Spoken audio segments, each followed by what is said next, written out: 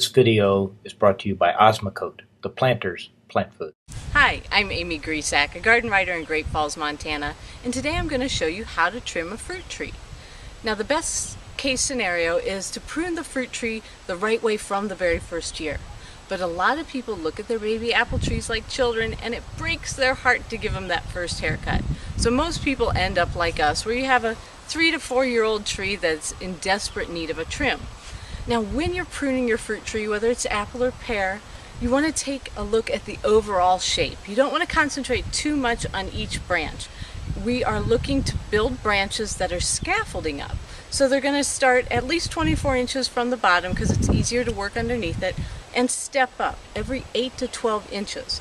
Ultimately, we're going to end up with 5 to 7 good branches scaffolded up around like that on the tree.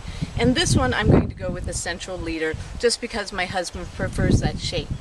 So it's really hard to take a look at the tree and decide which ones to take out, especially if they're nice mature branches. But looking at this one, we're going to leave this one because it's growing out fairly horizontal, even though I'd like it down a little bit more. And then probably step up to one over here. It's 10 inches away, opposite side. Probably step up to this next one coming out. And looking at this, probably leave this one. It's not my ideal situation since it's over top of this, but for now we're going to go with that.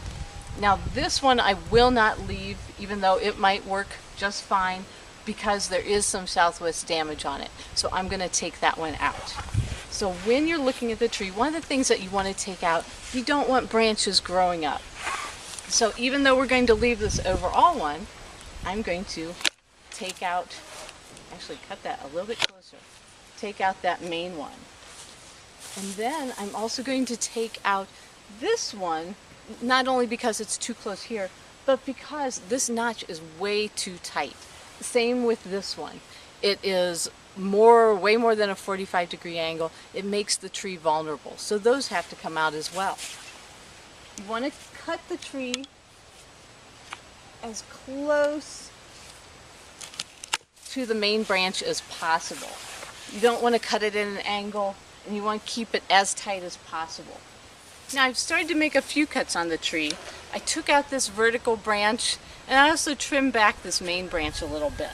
Now I'm going to take off this other significantly sized one at the bottom, as well as this little one, keeping it close to the main trunk as I can. So here's our scaffold starting. We have this one, we will leave this one, of course, and this one. So this little guy has to come off, and this little guy has to come off. But we will leave that one. So now it's a matter of trimming up some of these smaller, just to trim them back, because a lot of times the tips of the branches, even though they're the ones you want to keep, aren't productive. So we have to bring it back to keep that production in the tree, so we're going after the best fruit possible. Now I'm just kind of looking to see where we can trim these smaller branches. We've trimmed a significant amount off the tree, so I want to keep as much possible for production this year. So this one's really not doing anything, so we will trim this one back. And this one, I'll trim back to about that bud. So these are looking pretty healthy. They should produce probably pretty well this year.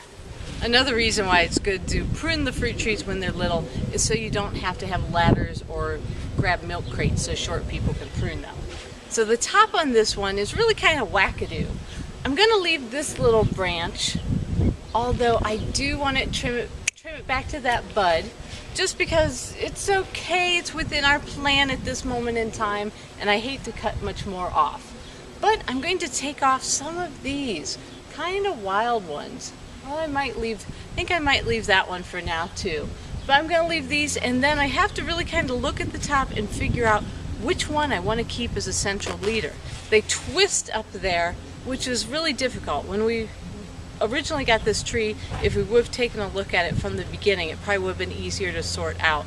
But right now they're both kind of equal, so I'll take a closer look at that and trim off one so we have a good strong central leader on this tree. So here's the end result of our fruit tree pruning today.